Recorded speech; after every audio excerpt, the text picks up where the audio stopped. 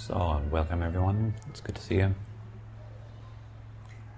Now, today's topic is experiencing what is just as it is.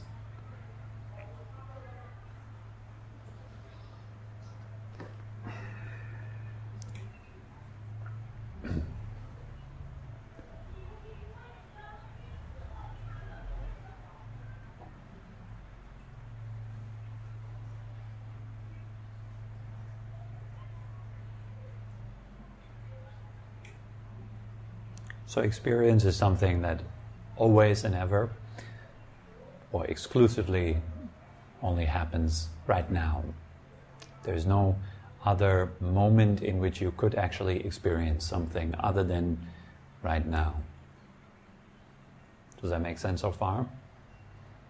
So you can't experience anything tomorrow. You can't experience in 10 minutes. You can't experience a minute ago. Whatever you can experience your entire life, whatever is an experience, can only ever be experienced right now. That's a big and very important insight. You might intellectually understand that. You might feel, okay, yes, I get that. All there is right now and right here. But it's not about an intellectual insight. It's about understanding directly your experience in terms of when it happens. So, for example, you might hear a baby cry out there. There's a certain response to that. What is that response?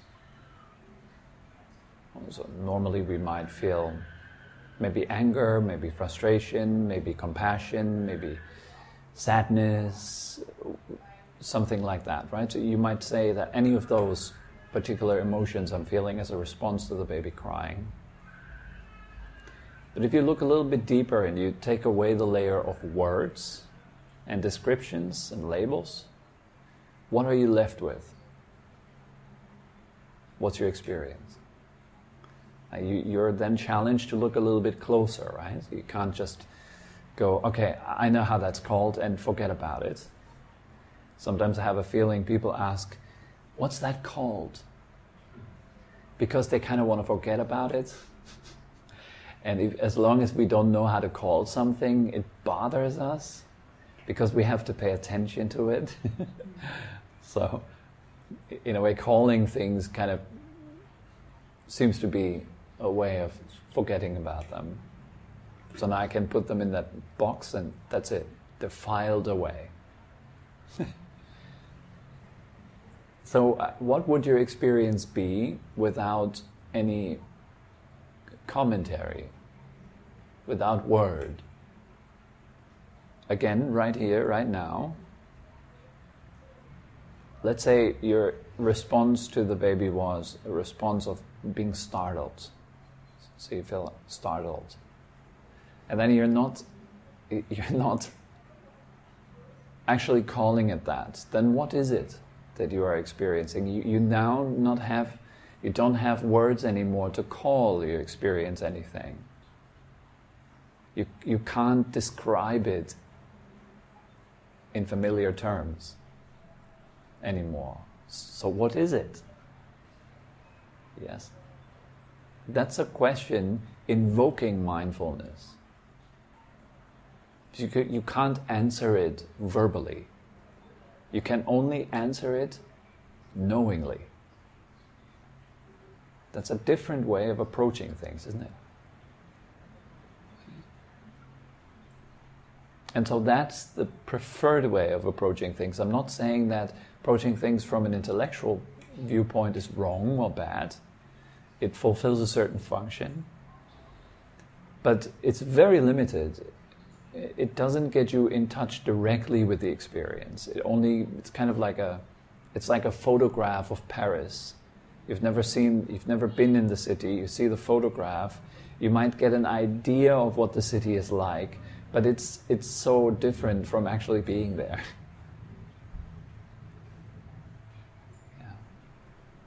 to have this immersive experience of the city of Paris rather than just an image of it. The image is kind of dead in comparison.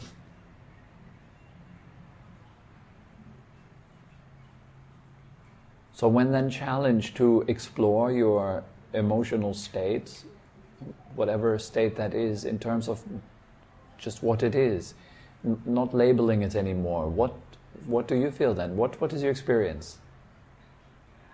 What do you see? Usually there's sound, how that moves you, and then comes up that something, judgment of what that is, emotion. Yes. But if you take that away, it's the sound. Then it's sound. Yeah, then there is just sound. So normally there's a few things happening, right? There's an experience of sound, and then it's like a chain reaction. Then a reaction to that sound immediately accompanies the sound usually. But let's say the reaction is now out of the picture. We're not going that far. We're just staying with the pure experience of hearing something, like hearing a sound. And we're not even going that far of creating any story around the sound, because that happens intuitively and very fast. Yes. The same goes, of course, for the other remaining senses, for sight, for smell, for taste, for the tangible sense, and for thought, the intellect.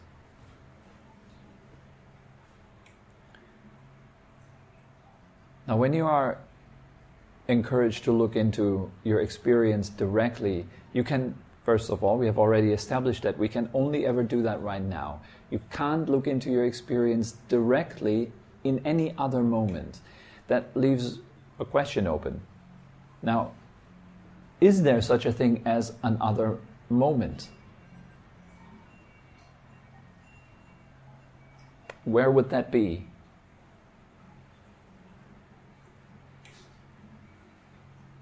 We could take the question even further and ask, is there any such thing as this moment? But let's just think about, is there an other moment?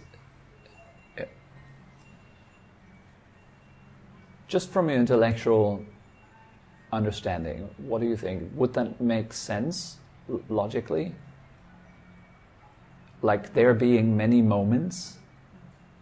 The future? Or Yes, for example, yes. Like, let's say, is there such a thing as the next moment? As an actual fact, reality that can be located?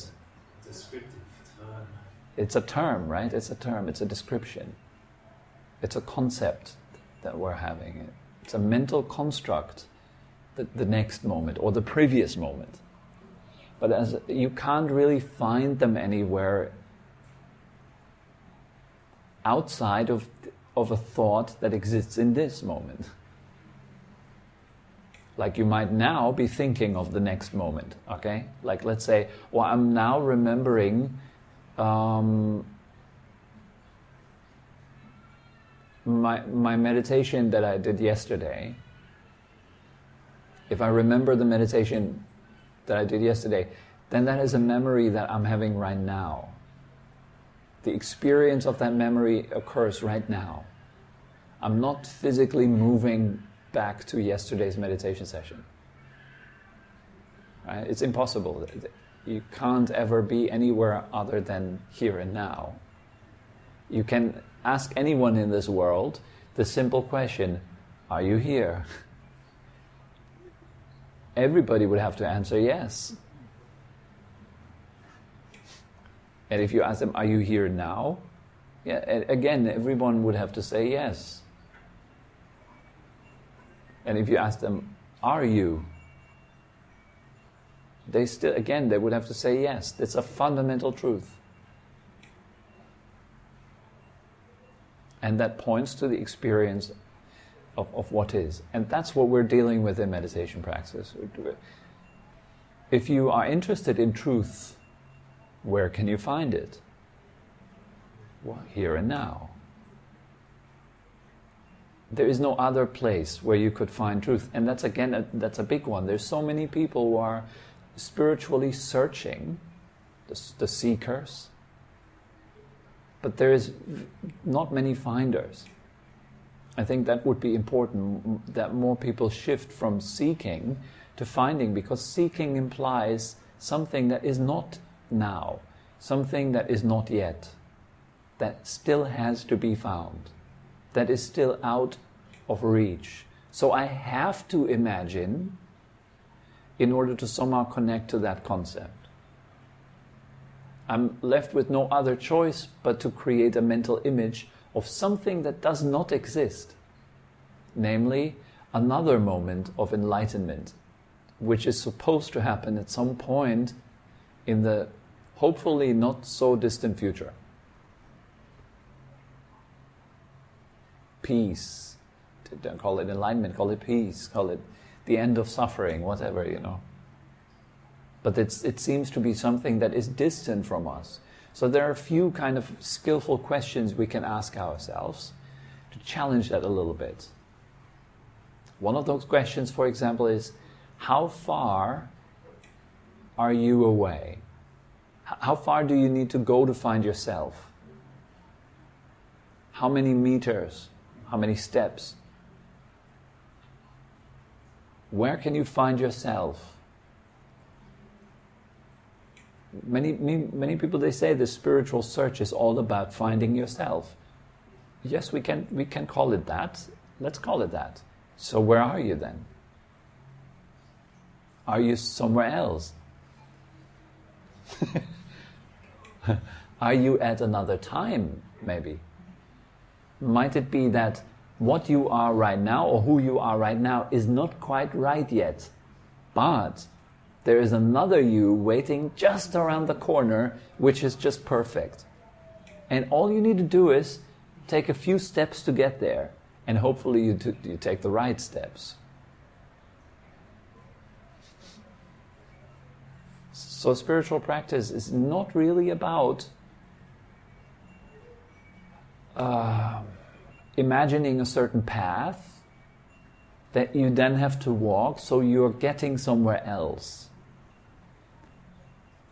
It's more about letting go of all these extra fantasies that we create. That you can call that a path, but it's not really a path. Some Zen masters, they call it the pathless path. It's not really a way to go. There's no distance to travel. The concept that we're talking about also is called timelessness, or akaliko. This is one big, important feature of truth. It is akaliko, it is timeless. It doesn't have time. It is not subject to time. Where can you find such a thing that is not subject to time? If you want to be super precise, you can't even find it in the now. Because there's no such thing to be found as the now. It's simply another concept. But let's start right here and right now, and let's analyze experience in terms of what it actually is. So maybe before we go into that, we all think we have a life, right? You have a life? Yeah? Are you alive? You have life, right? So we say that. We say that. So I have a life, and then if you think about your life, then you have kind of this life story, right? So I'm coming from, and I did, and I had, and now I am, and I hopefully will be, and there's all this kind of shebang that comes together that you call my life. It's this whole construct of thought, right? And if I'm asking you, what's your life? Tell me about your life. Then you recall that whole construct of thought in the now, and then you pick certain thoughts, and then you tell them. You recall them. But that's all there is. Other than that, is there anything that could be called your life outside of this moment? No, right? Again. And it makes logical sense, and that's important. It has to make logical sense, at least in the beginning. Otherwise, you wouldn't even bother investigating further. So that's why we attend such classes to discuss and see, does it make sense? Is it sound? Or is it just weird stuff that you have to believe in? But in my opinion, it shouldn't be anything that you need to believe in. It should be something that's verifiable right now and here. For you to see it doesn't take time. It doesn't have to take time. So looking right now at life, what do you find? Well, there's 6 things. There's sound, and with sound there's hearing. Then, what else is there? Sight, right? There's seeing going on. Smell, that's the third sense. There's taste also. There's feeling, and thinking. So you have 6 things that are going on.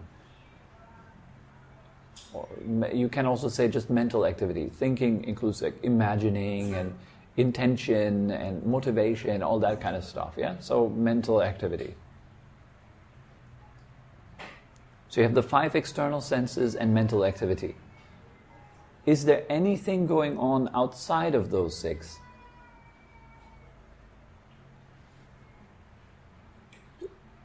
See for yourself. That's something you can see for yourself right now. Can you find anything going on outside of those 6?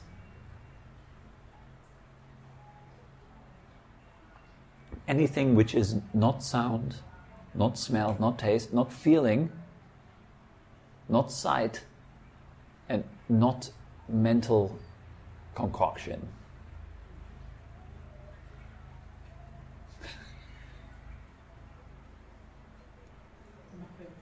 Nothing? Are you sure? What's drawing all those aggregates together? What's observing? What's pulling them together, you mean? Yeah, what's observing them? What's observing them? It's a good question. We can come to that. Let's just first have a look at what is observed. So first of all, we want to look at the object before turning to the subject. But have a look at the objects. What objects are there? There are these 6. And it's really important that you go through this thoroughly with great clarity. Meaning you want to be absolutely certain that there is nothing outside of those. That requires you then really to take time and sit. And to observe again and again and again and again. Really look for it. Can you find anything else? Because I might just really fool you guys. I might just tell you stories that sound maybe logical and make sense and all that, but maybe I'm a madman, maybe, that just has really crazy ideas.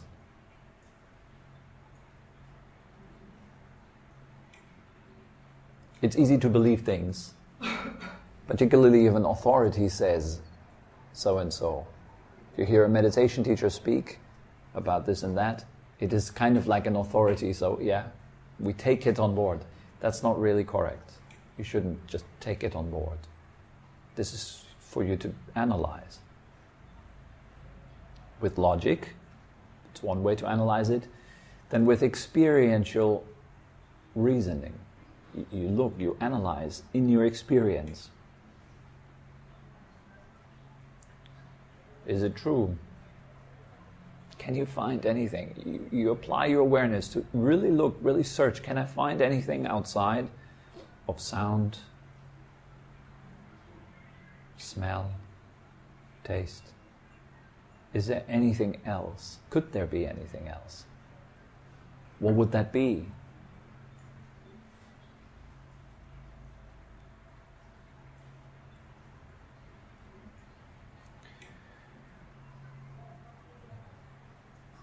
Discernment coming to that. Discernment? That we make for activity? Not in the deepest sense. Now the Buddha gives another model actually. He gives a model of the 5 aggregates. He groups all that exists together into 5 aggregates. So there's form, there's perception, also called memory. There is there's form, feeling is the second one, feeling, which is an experience being either pleasant, unpleasant, or neutral. Then you have perception. Then the fifth one is consciousness, and the fourth one is fabrication or concoction, yes, the fabricating mind. So you have these 5 aggregates. This is all that exists. Form means matter, just all material objects in general. Feeling means a certain response to an experience, the way you perceive something. Yeah, like as you hear the baby cry, you experience as unpleasant. That is feeling. Sound is mixing with feeling, unpleasant. And then you have perception. This is memory. So you know what that is. Oh, a baby is crying. You might hear a really weird sound out there, all of a sudden going like, woo, woo, woo, woo, and you don't know what that is. So you're lacking the quality of perception or memory. You can't recall what that is. You've never heard it before. It hasn't been installed yet. So you don't know how to deal with it. How to call that. How do I call that? Here we're talking perception, right? And then you have fabrication. This is, as the word says, this is what the mind concocts. It creates worlds. Thought, imagination, motivation, intention, all that is fabricated by the mind. And finally you have consciousness, the fifth aggregate.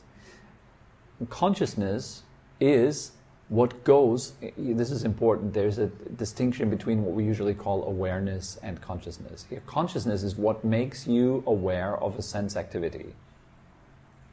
So let's say there's the sound of the baby, there is your eardrum vibrating, that's the fleshy ear responding to the sound, and there is a consciousness of that process. If all 3 come together, we call that phassa, or contact. Okay? So you have all 3 coming together, sound, ear, and consciousness. If either one is missing, the experience of hearing doesn't take place. So if there's no sound, your eardrum doesn't vibrate, or if there's no consciousness, in other words, you might have an eardrum and you might have sound in case of a corpse, but there is no hearing because consciousness is missing. All right? That consciousness is conditioned by the sound and by the eardrum. It moves. It is impermanent. Like every one of those 5 aggregates is impermanent, right? So is consciousness. It moves according to its objects. A certain consciousness can only arise if there is its object. An object can only arise if there is consciousness of that object. Both are conditioning one another. Consciousness and the object of consciousness, the respective object, which is, in case here of our 6 senses, the 6 respective consciousnesses. The consciousness of hearing, the consciousness of seeing, the consciousness of smelling, tasting, feeling, and thinking. Have you ever read a book and someone was talking with you and you didn't hear them? You heard them but you didn't understand them? Here's an experience of your eardrum being activated. There's a sound, there's eardrum, but consciousness is only partially present. It's not fully conditioned. Okay? So you have these 6 playing like that. So, but there is something deeper. There is something which is aware of all those movements. The movement of form, feeling, perception, fabrication, and consciousness. That which is aware of hearing, seeing, smelling, tasting, feeling, thinking. And that as such does not move. It is very, very subtle element. It's extremely subtle. So it is grouped in the text Abhidharma. It is grouped as its one special thing. It is grouped as nirvana. Yes, the extinguishing of all. It is very subtle element. It's very hard to grasp. Why is it very hard to grasp? Because we're basically constantly addicted to the play of senses, and consciousness continuously lost in the play of senses. We're continuously heavily identified with the play of sense. So that's what's the problem. So let's go back to the simple stuff, because all that, otherwise, if you have a lot of groups and a lot of numbers and a lot of this and that, it becomes confusing. So it's important to stay basic. And stay with your experience right now. Yes? Because quickly, right now, it was like a little trip into the intellect. Like, here we call it like this, and this is nice stuff. You can study it, you can learn it, it's interesting, right? Yeah. But in experience, does all that exist? Now, if you look directly and you drop words, you drop fabrication, you drop calling it anything, and you just look nakedly at your own experience right now, what do you see? That's the beginning of right practice. And all by itself, what you will see is that it has 3 characteristics. And you will see them gradually. 1, what's the first one? It doesn't last. Nothing does. There's nothing whatsoever in experience that lasts. Experience is momentary. It is impermanent. How do you define impermanence? Impermanence is that which is momentary.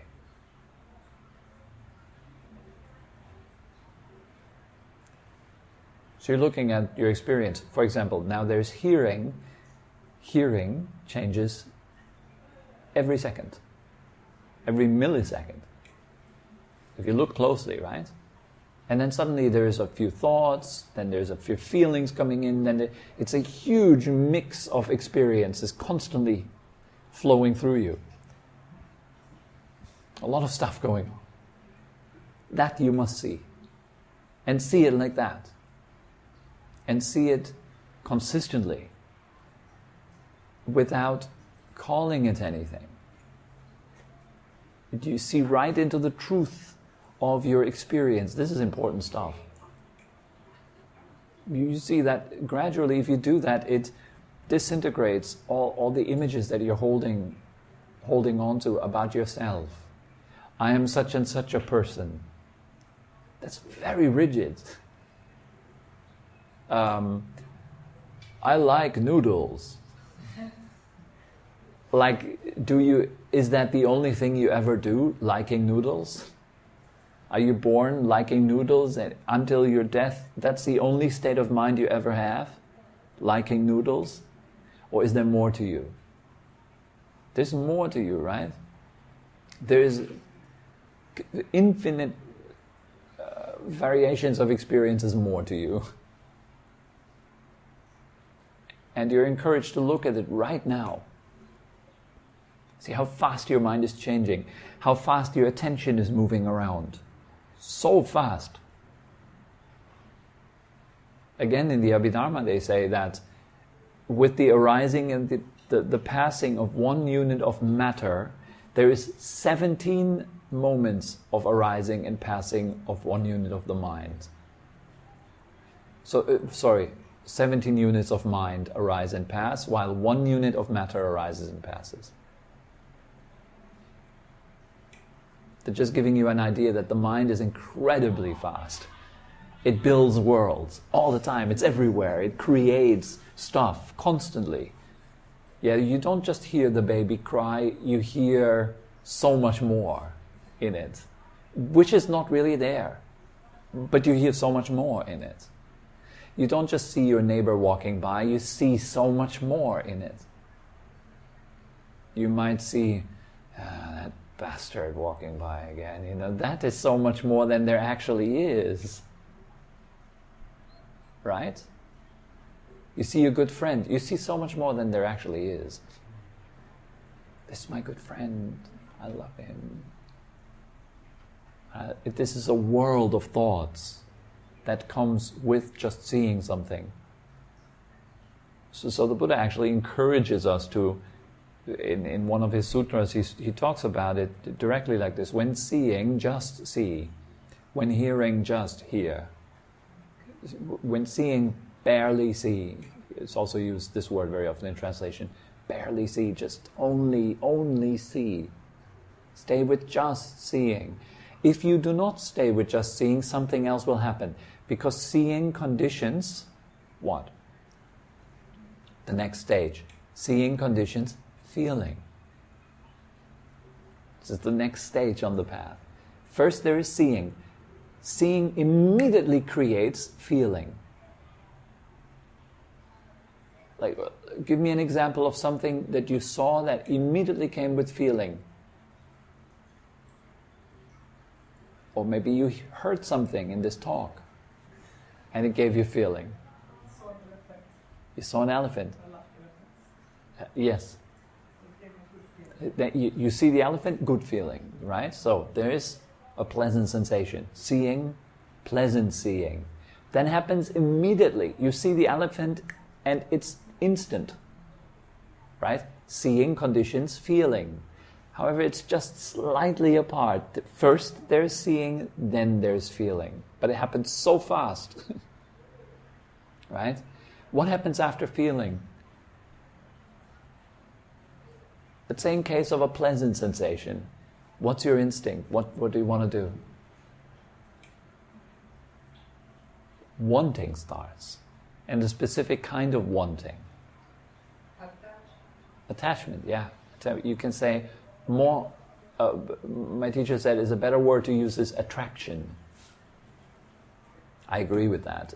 It's a nicer word. It describes nicely the energy of what's going on. Attraction. So you see the elephant, you feel nice, you want to see more. Can you stop the car? You take out your camera.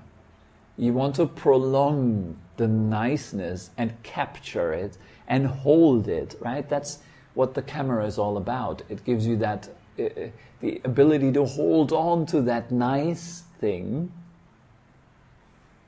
And we're totally missing that the nice thing doesn't happen out there. It happens in there. What's another possible feeling we could have? It is the opposite. It is aversion. Like when I see elephants, for me it is combined with aversion, I think. They stand there for the tourists abuse them day in and day out. That's my story that goes on with that, so I feel immediately aversion to that. Not to the elephant, I love elephants, but for me there's this story connected to it, so when I see elephant, bing, there's aversion coming with it. Yes, like I wish the elephant wouldn't have to be there, but it happens so fast that it's just a feeling that comes with that. Okay, like this. So I feel this aversion. What comes with aversion? It is trying to get rid of. So mentally I'm starting to scheme, The mind immediately goes into action. How can I make sure that this doesn't have to happen in the future?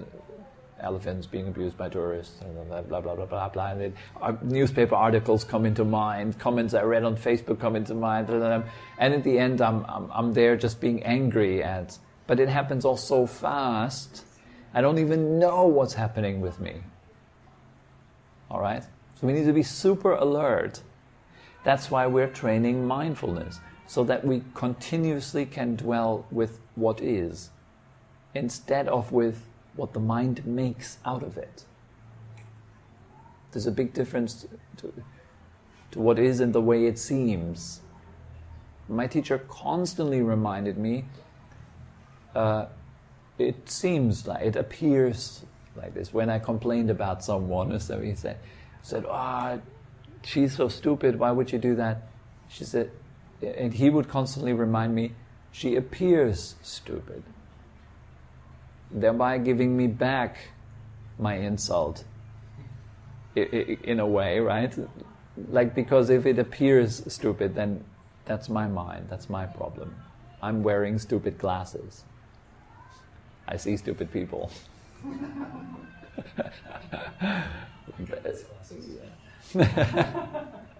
Yeah. And so that's how feeling operates, right? So you have seeing immediately followed by feeling, immediately followed by craving. The craving for it to stay, the craving for it to go, or dullness, in case when it's neutral, that we're just left with dullness. So that's how conditioning works, based on these 6 experiences. So to just give you a quick recap, okay? So we have, in the present moment, right here and right now, 6 possible experiences. Outside of those 6, nothing exists. So you have hearing, seeing, smelling, tasting, feeling, thinking. I'm not talking in an academic way right now. I just say thinking, okay? Just mental activity. Those 6, they condition feeling, which can either be pleasant, unpleasant, or neither pleasant nor unpleasant. Neutral. Yeah. Feeling conditions what? Craving. In the case of a pleasant feeling, you want to keep it. In case of an unpleasant feeling, you want to push it away. In case of a neutral feeling, you're just left with dullness. Alright? And that's the way that will happen automatically if you're not mindful. And if you're mindful at the level of the 6, that's the best. But if you can't catch it there, catch it at the level of feeling. Ooh, I'm feeling pleasant right now. Ooh, I'm feeling unpleasant right now. Careful. That's already pretty good. And if you can't catch it there, catch it at the level of craving. And then it's already almost too late, because it turns into expression afterwards. You're starting to express your craving. Then it becomes a bit, you're kind of getting lost in the sticky swamp already. This is the route to death, as we say. Yes. So stick with clearly knowing what's going on as it is going on. And maybe for today it would kind of be too much if we talk about what is it that knows. But maybe we can keep that for another one. But it's just important to know, to apply mindfulness, rather than figuring out what exactly is it defined in metaphysical terms. But use it, apply it. So that's all that comes to mind for today. Are there any questions?